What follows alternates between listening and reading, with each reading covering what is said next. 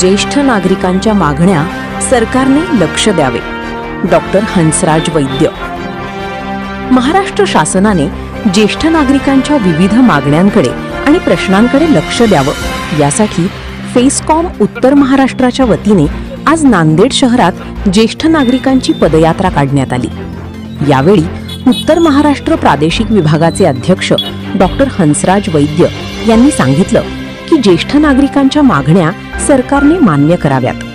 ज्येष्ठ नागरिकांच्या मागण्या या छोट्याशा आहेत आणि महत्त्वाच्या आहेत. जसे की ज्येष्ठ नागरिकांना लाडके ज्येष्ठ नागरिक योजना लागू करून 5,000 रुपये महिना मानधन द्यावं, तसेच त्यांना विविध सरकारी योजनांचा लाभ द्यावा, अशा पद्धतीच्या त्यांनी सरकारकडे मागणी केल्या.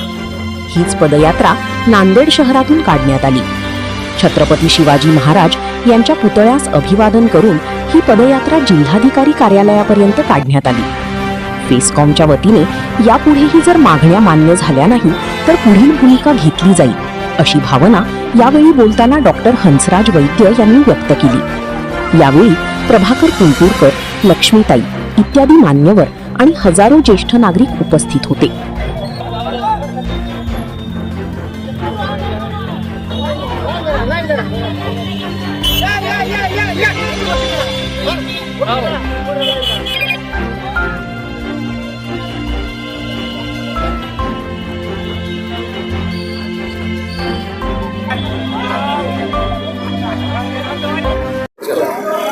हे आमचे निवेदन पदयात्रा आहे, फेरी आहे.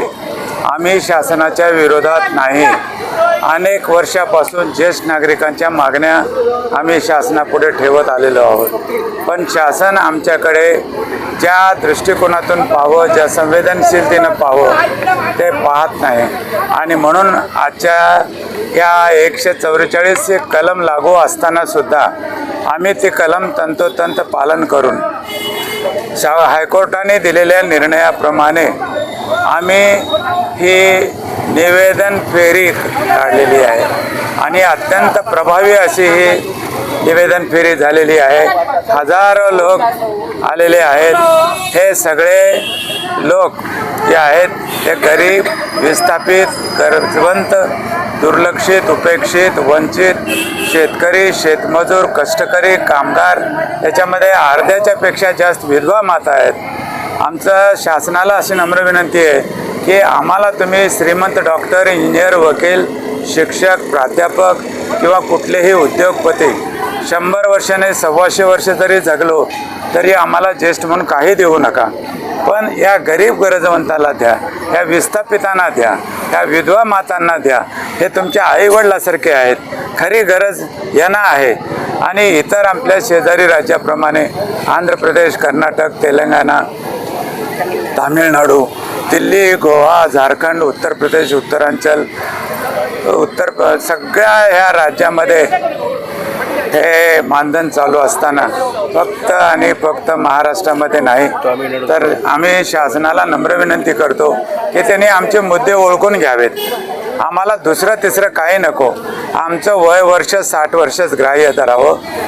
आम्हाला आमचे तुम्ही जे शासनाने पारित केलेले कायदे आहेत, 2007चा कायदा, 2010चे नियम, 2013चा कायदा आणि धोरण, हे शासनाने तंतोतंत पाळावं.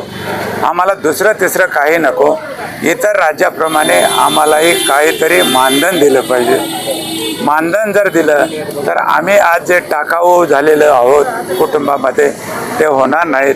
आम्हाला आमचे मुलं बाळ म्हणतील, बाबा तुम्ही चहा घेता का, आई तू रोटी खाते का, एवढं आमचं मागणी आहे. आमची अत्यंत वाईट परिस्थिती, दुरावस्था आहे. आणि म्हणून आम्ही शासनापुढे नम्र विनंती करायला आलो की कुठल्याही आमच्या ह्या पदयात्रेमध्ये किंवा फेरीमध्ये कुठल्याही घोषणा नाहीत. आम्ही मूक आलेलो आहोत. आम्ही शासनाला दाखवून देऊ इच्छितो की आम्ही खऱ्या अर्थाने ज्येष्ठ आहोत. आम्हाला समजू शकतं. आम्ही सगळे कायदे पाळलेले आहेत. आजपर्यंत देशाला आम्ही उभं आयुष्य दिलेलं आहे आणि 60 वर्षापर्यंत पोहोचलेलं आहे. पण शासनाला नम्र विनंती आहे की 65 वर्ष 70 वर्ष 75 वर्षाच्या पुढच्या योजना न आणता तुम्ही आमच्या 60 वर्षाच्या पुढच्या योजना आणा, लाडके मायबाप योजना आणा आणि त्या लाडक्या मायबाप योजनेमधून आम्हाला महिन्याला 5,000 रुपये म्हणजे 2दाची रोटी आणि 2दाचा चहा, औषध पाण्याला आम्हाला खर्च मिळावा, एवढीच आमची रास्त मागणी आहे. ज्येष्ठ नागरिक सहभागी आहेत सर आपल्या फेरीमध्ये. आता त्या अर्थानं हजारो लोक आहेत. माझं तर असं मत आहे कमीत कमी 5,000 लोक तर आलेले असावेत. अजूनही येत आहेत.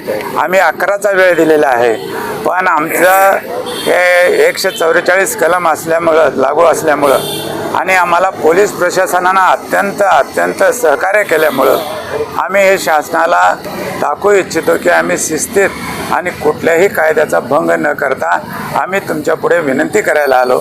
एवढंच मला या ठिकाणी सांगायचं आहे. तर शासनाने आमच्यापैकी एक स्त्री एक पुरुष ज्येष्ठ नागरिक विधान परिषदेवर घ्यावं, राज्यसभेवर घ्यावं, आमचा मंत्रालय वेगळं करावं. आमच्या सगळ्या मागण्या त्यांनी आम्ही लेखी स्वरूपात दिलेल्या आहेत, त्या मान्य कराव्यात. आणि आमचे हात जोडून विनंती आहे की आम्ही सदैव शासनाच्या बरोबर आहोत.